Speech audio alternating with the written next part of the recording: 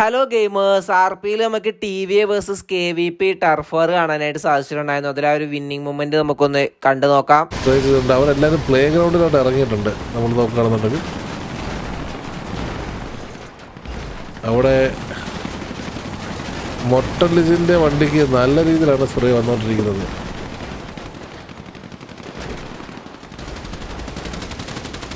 Okay, പൂവള്ളി അവിടെ തറയിൽ വീണിട്ടുണ്ട്. പൂവള്ളി ഇപ്പോൾ ഡൗൺ ആകാനുള്ള ചാൻസ് വളരെ കൂടുതലാണ്. ബട്ട് പൂവള്ളി ഹീൽ ചെയ്ത് ബാക്കിലോട്ട് ഓടിയിട്ടുണ്ട്. വിൻസെൻ്റ് ഇപ്പോൾ ഡൗൺ ആവാൻ ചാൻസ് വളരെ കൂടുതലാണ്. വിൻസെൻ്റ് ഡൗൺ ആയിരിക്കുകയാണ്. മോബി വിൻസെൻ്റ് പിക്ക് ചെയ്തു. സാമിസ് കാർ അവിടെ മുകളിൽ കയറിയിട്ടുണ്ട്.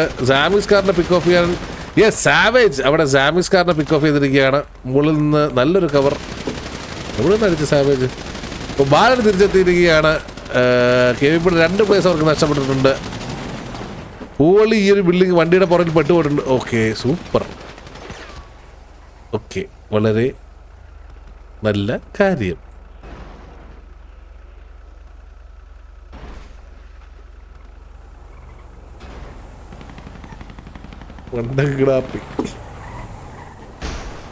അപ്പോൾ സക്സസ്ഫുള്ളി ടർഫ് ടി വിക്ക് നഷ്ടപ്പെട്ടിരിക്കുന്ന കാഴ്ചയാണ് നമ്മളിപ്പോൾ കണ്ടത്.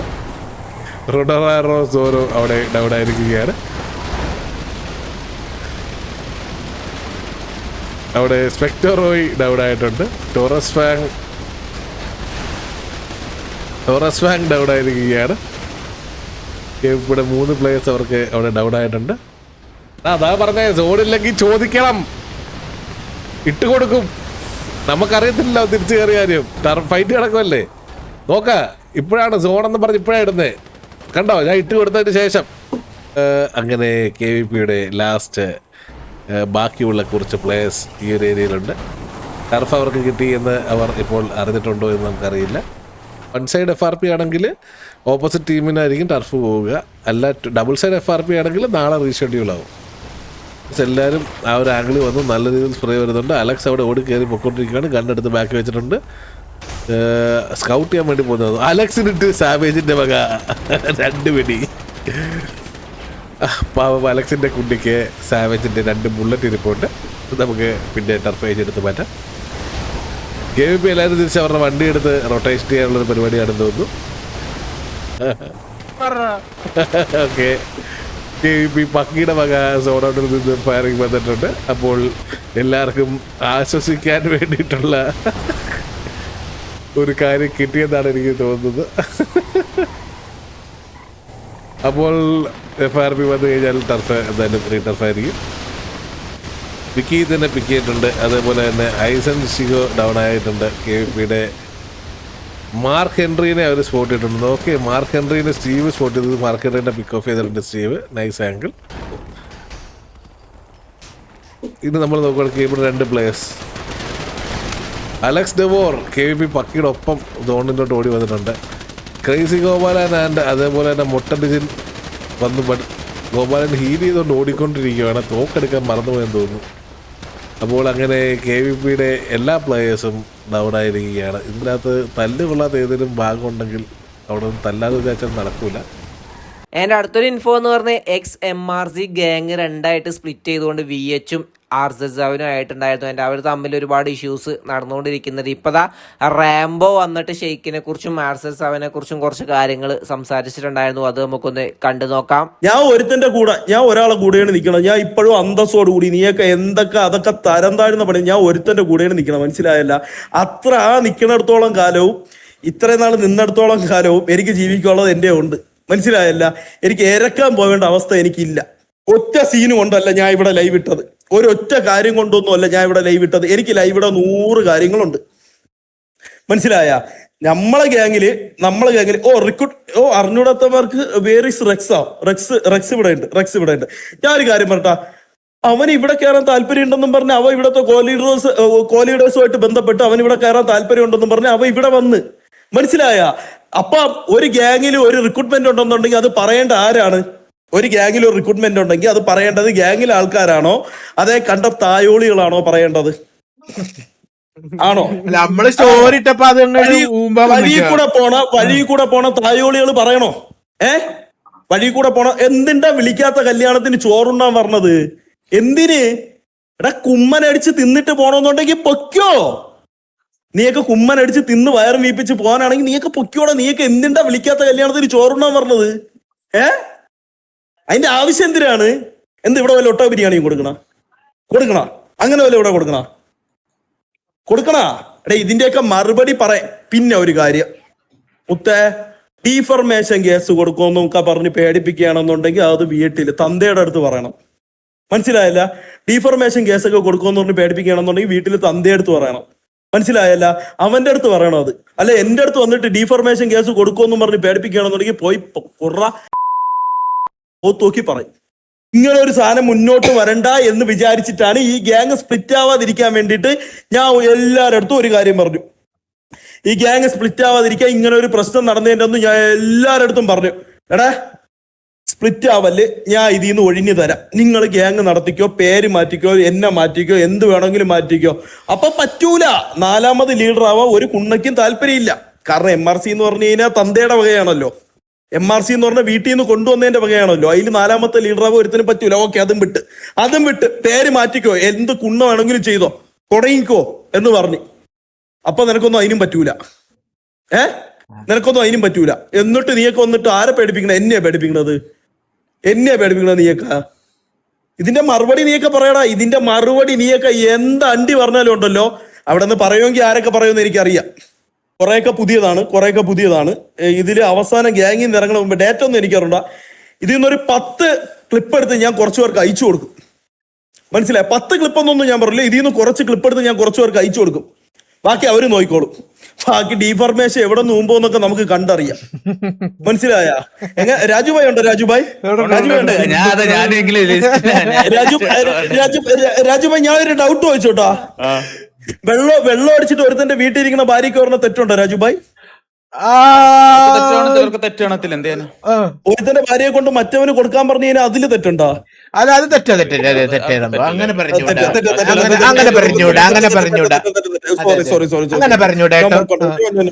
No more controversies. ഓക്കെ,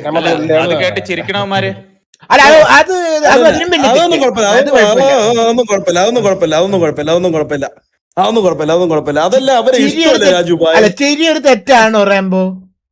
അല്ലല്ല, ചിരി ഒരു തെറ്റല്ല. അവർക്ക് ചിരി വന്ന് കാണും കേട്ടോ. അവർക്ക് ചിരി വന്ന് കാണും കേട്ടോ. ഞാൻ ഇതിൽ നിന്ന് ഞാൻ ഉറപ്പിച്ച് രാജുഭായ്, ഇത്രയും നാളായിട്ട് ഞാൻ ചോദിച്ചിട്ടും കൊടുത്തിട്ടില്ലേ രാജുഭായ്? ഇത്രയും നാളായിട്ട് ഞാൻ ഇതിൽ നിന്നൊന്നും രാജുഭായിയുടെ എത്ര എണ്ണം ഉണ്ടെന്ന് പറഞ്ഞേ? കുറച്ചധികം. കാരണം അത് കാണും. കാരണം നമ്മൾ ചെല്ലണതിന് മുമ്പ്, നമ്മൾ പറഞ്ഞതിന് മുമ്പൊക്കെ ഇവരൊക്കെ ആയിരുന്നല്ലോ. കുറച്ചധികം കാണും. ഇതൊന്നും ഒരിക്കലും വേണോന്ന് വെച്ചിട്ടോ വേണ്ടെന്ന് വെച്ചിട്ടോ ഒന്നും ചെയ്യണ കാര്യങ്ങളൊന്നും അല്ല. ഇതൊക്കെ കുറച്ചധികം കാണും. റാംബോ പറഞ്ഞ ഈ ഒരു സ്റ്റേറ്റ്മെന്റിന് റിപ്ലൈ ആയിട്ട് ഷെയ്ക്കും കുറച്ച് കാര്യങ്ങൾ സംസാരിച്ചിട്ടുണ്ടായിരുന്നു. അത് നമുക്കൊന്ന് കണ്ടു നോക്കാം. എന്തോ കാണിച്ച് പേടിപ്പിച്ചെന്നല്ലേ പറഞ്ഞത്? എടാ ഇവിടെ ഞാൻ ഒരു വളി വിട്ട് മനസ്സിലായ?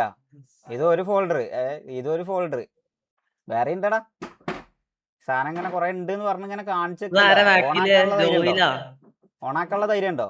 ഓണാക്കാനുള്ളത് ഈ സാധനം ഓണാക്കിയ അവിടെ ഇരിക്കണ 2 എണ്ണം ഡൗൺ ആവും. ഇങ്ങനെ ഡൗൺ ആവും. ഒന്നാണ് അങ്ങനെയാണ് ഡൗൺ ആവും. മനസ്സിലായി? ഇതിലൊറ്റ 16 പിന്നെ 53 സെക്കൻഡിന്റെ ഒരു സാധനം ഡൗൺ ആക്കിയാൽ തന്നെ അങ്ങനെ ഡൗൺ ആവും. അപ്പൊ ഇരുന്ന് അവിടെ ഇങ്ങനെ കുരച്ചാ പോരാ. മനസ്സിലായ? അവിടെ ഇങ്ങനെ ഇരുന്ന് കണ്ട് ഇത് ഓണാക്കൂല.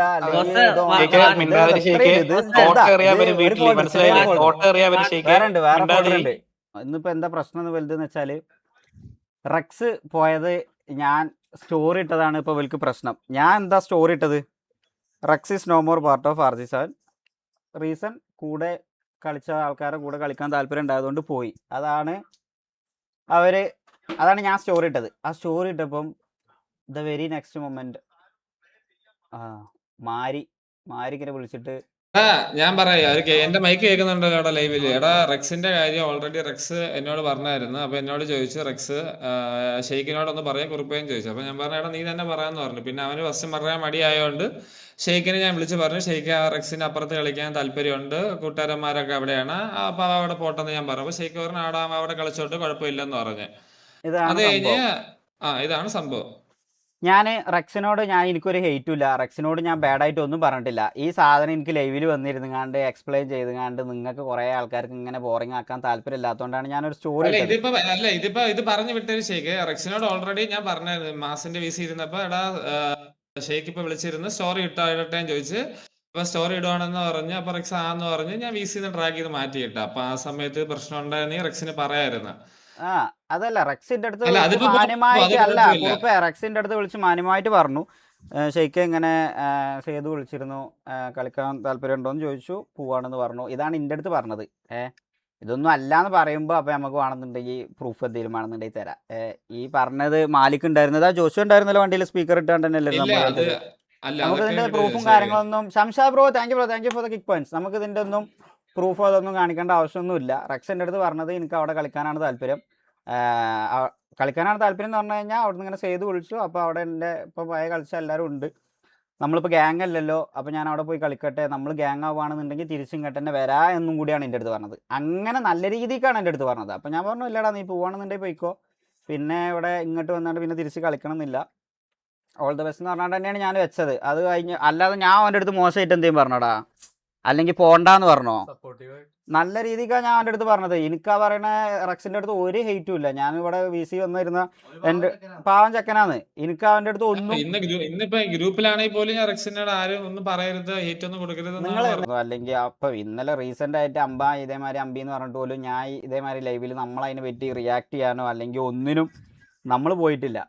പിന്നെ അവിടെ ഇരുന്നുകാണ്ട് ഇങ്ങനെ ഓരോന്ന് അവരാധിക്കണേന് എനിക്ക് സത്യം പറയല്ലോ ഇത് ലൂപ്പാക്കിക്കാണ്ട് കൊണ്ടുപോകാൻ പേഴ്സണലി താല്പര്യമില്ല.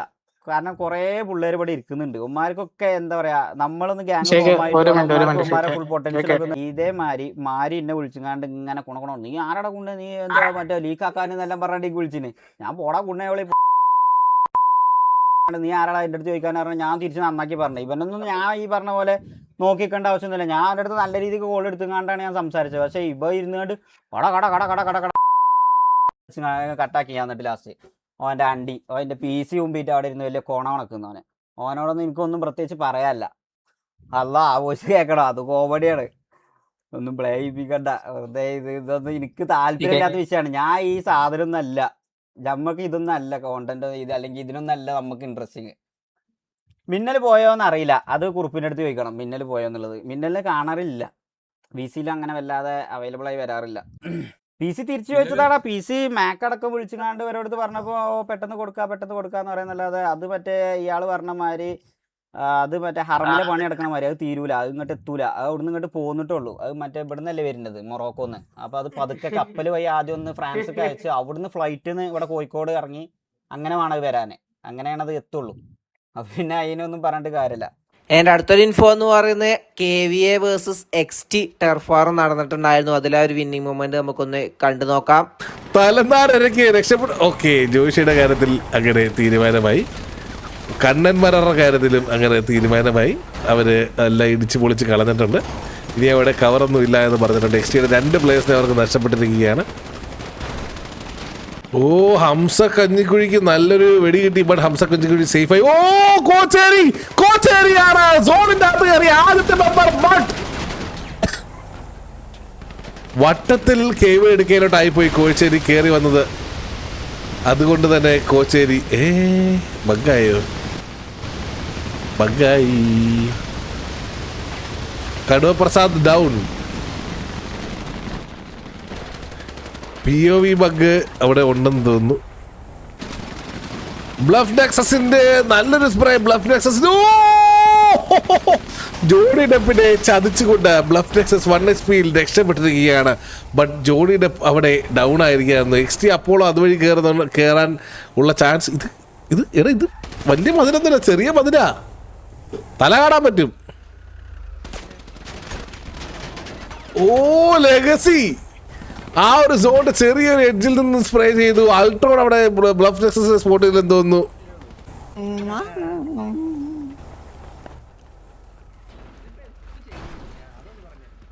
നിങ്ങൾ ഫയലാണ്. ഞാൻ ഡിക്കിനോട് ചാരി എഴുതിയത് നിങ്ങൾ ഫയലാണ്. കടുവ